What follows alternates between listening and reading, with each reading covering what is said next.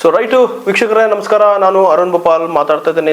ಕ್ರಾಂತಿಕಾರಿ ಕಾರ್ಮಿಕ ಸಚಿವ ಎಸ್ ಸಂತೋಷ್ ಲಾಡ್ ಅವರ ಕಾರ್ಯಕ್ರಮಗಳ ಬಗ್ಗೆ ಮಾತಾಡ್ತಿದ್ವಿ. ಸೊ ಇಲ್ಲಿವರೆಗೆ ಸುಮಾರು 4 ವಿಡಿಯೋಗಳನ್ನ ಮಾಡಿದ್ವಿ. ಸೊ ಅದು ಅತ್ಯಂತ ಒಳ್ಳೆಯ ರೆಸ್ಪಾನ್ಸ್ ನಮ್ಮ ಒಂದು ವಿಡಿಯೋಗಳಿಗೆ ಸಿಕ್ಕಿದಾವೆ. ಕಳೆದ ವಿಡಿಯೋದಲ್ಲಿ ಅಂದ್ರೆ ಇದು 5ನೇ ವಿಡಿಯೋ ಆಗಿದೆ. 4ನೇ ವಿಡಿಯೋದಲ್ಲಿ ನಾವು ಅಸಂಘಟಿತ ವಲಯಗಳಿಗೆ ಒಂದು ಜೀವನ ಭದ್ರತೆಯನ್ನು ನೀಡಬೇಕು ಒಂದು ನಿಟ್ಟಿನಲ್ಲಿ ಅಂಬೇಡ್ಕರ್ ಕಾರ್ಮಿಕ ಸಹಾಯ ಹಸ್ತ ಅನ್ನೋ ಒಂದು ಯೋಜನೆ ಅಡಿಯಲ್ಲಿ ಮನೆ ಕೆಲಸದವರಾಗಿರ್ಬೋದು ಅಥವಾ ಚಿಂದಿ ಆಯುವರಂತಾಗಿರ್ಬೋದು ಅಥವಾ ಪೇಪರ್ ಹಾಕುವಂತ ಹುಡುಗರಿಗಾಗಿರ್ಬೋದು ಇವರೆಲ್ಲರಿಗೂ ಕೂಡ ಅಪಘಾತ ವಿಮೆಯನ್ನ ಅದರ ಅಡಿಯಲ್ಲಿ ತರುವುದರ ಮೂಲಕ ಎಲ್ಲ ಕೆಲಸ ಮಾಡುವಂತವ್ರನ್ನ ಕಾರ್ಮಿಕರಂತೆ ಪರಿಗಣಿಸಿ ಅವರೆಲ್ಲ ಒಂದು ಕಾರ್ಮಿಕರ ಇಲಾಖೆ ಅಡಿಯಲ್ಲಿ ತಂದು ಅವರಿಗೆ ಅಪಘಾತ ವಿಮೆ ಆಗಿರ್ಬೋದು ಅಥವಾ ಅವರಿಗೆ ಅಪಘಾತದಲ್ಲಿ ಏನಾದರೂ ಬಹುತೇಕ ತೊಂದರೆಯಾಗಿ ಅಡ್ಮಿಟ್ ಆದರೂ ಕೂಡ ಅವರಿಗೂ ಆ ಒಂದು ವೆಚ್ಚವನ್ನು ಭರಿಸತಕ್ಕಂತಾಗಿರ್ಬೋದು ಈ ರೀತಿಯಾದಂತಹ ಒಂದು ಸೌಲಭ್ಯಗಳನ್ನು ಕೊಡೋದ್ರ ಮೂಲಕ ಸಂತೋಷ್ ಲಾಡ್ ಎಲ್ಲರ ಮೆಚ್ಚುಗೆಗೆ ಪಾತ್ರರಾಗಿದ್ದರು. ಸಿನಿಮಾ ಮತ್ತು ಸಾಂಸ್ಕೃತಿಕ ಕಾರ್ಯಕರ್ತರ ವಿಮಾ ಯೋಜನೆ ಬಗ್ಗೆಗೂ ಚರ್ಚೆ ಮಾಡಿದ್ವಿ. ಆಮೇಲೆ ಗೀಗ ಕಾರ್ಮಿಕರಿಗೆ ವಿಶೇಷವಾದಂತಹ ವಿಮೆಯನ್ನು ನೀಡೋದ್ರ ಮೂಲಕ ಎಲ್ಲರ ಮೆಚ್ಚುಗೆಯನ್ನು ಪಾತ್ರವಾಗಿದ್ರು. ಈ ರೀತಿ ಬಹುತೇಕ ಕಾರ್ಯಕ್ರಮಗಳ ಬಗ್ಗೆ ನಾವು ಚರ್ಚೆ ಮಾಡಿದ್ವಿ.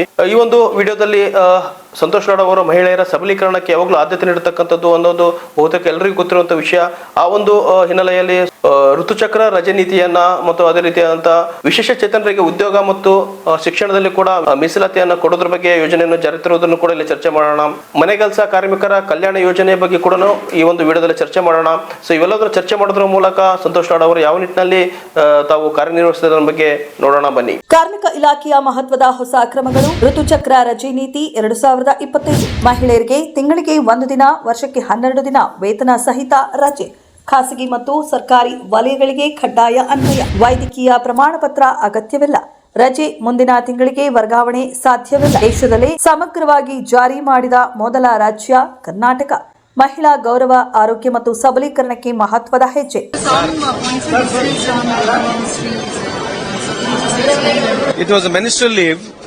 It's one of the most progressive new law which we have brought in, where women in a year they can take 12 days a leave, basically monthly once, whichever they choose for, whenever that menstrual period is there. So understanding, from the walks of the life, we went through a series of discussions, a lot of deliberations were made. A lot of people gave a very positive comment on this, saying that this should be implemented. So today I am wholeheartedly thanking the entire cabinet and the government of Karnataka giving such an approval here. And it's a feather in cap of my ministry also. And it is a feather in cap for a progressive government which can think of a woman where, because women has to play many roles. She has to be a mother, she has to be a wife, she has to take care of the house, and she has to do the employment, and she has to do the job, and since she has to be even a bread earner also. We know how difficult it is. So looking into all those things, I thought very positively I thought of getting a bill for which we have gotten nod from the cabinet today. I'm thanking the entire state of Karnataka and all the cabinet ministers, and especially the chief minister, which he has taken a progressive step for this bill. That always it will be there. I don't know when it is going to happen, but I just it's left to the High Command and as well as Chief Minister and DCM. ಶಿಕ್ಷಣ ಮತ್ತು ಖಾಸಗಿ ಉದ್ಯೋಗಗಳಲ್ಲಿ ಅಂಗವಿಕಲರಿಗೆ ಮೀಸಲಾತಿ. ವಿಶೇಷ ಚೇತನರ ಸಬಲೀಕರಣಕ್ಕೆ ಪ್ರಸ್ತಾವಿತ ಮಸೂದೆ. ಖಾಸಗಿ ವಲಯದಲ್ಲಿ ಕನಿಷ್ಠ 5% ಮೀಸಲಾತಿ.